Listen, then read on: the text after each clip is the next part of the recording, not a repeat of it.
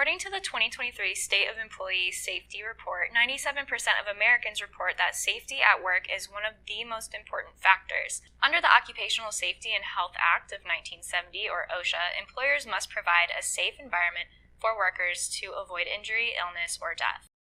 A fast and effective way to do this is by instituting OSHA-trained courses for your employees to complete on a regular basis. Of course, I'll be summarizing here, but let's go over 5 of these training courses together.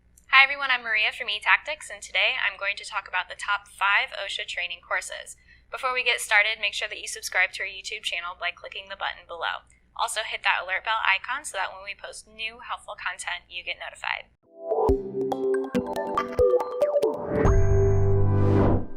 Number 1, emergency preparedness and response. It's impossible to predict when an emergency might happen. Understanding the basic elements of an emergency action plan, or an EAP, and how to put one in place is essential. At a minimum, emergency action plans must include processes for reporting emergencies, emergency escape route assignments and evacuation plans, procedures to oversee critical operations before evacuating. This applies for all employees who remain on site. Methods to account for all employees after an emergency evacuation. And for workers who may perform them, medical and rescue duties. Contact list of individuals' names and job titles that can be of help depending on the situation. Number 2, medical and first aid. Medical and first aid training should cover the resources available to offer guidance in an emergency situation, as well as when to seek help for more serious emergencies. The following topics, at minimum, should appear throughout the program: basic first aid intervention, basic adult cardiopulmonary resuscitation, or CPR, and universal precautions for self-protection. Number 3, personal protective equipment. Personal protective equipment, also known as PPE, helps to minimize exposure to hazards in the workplace. Employers must provide this protective equipment to their workers as well as ensure their proper use.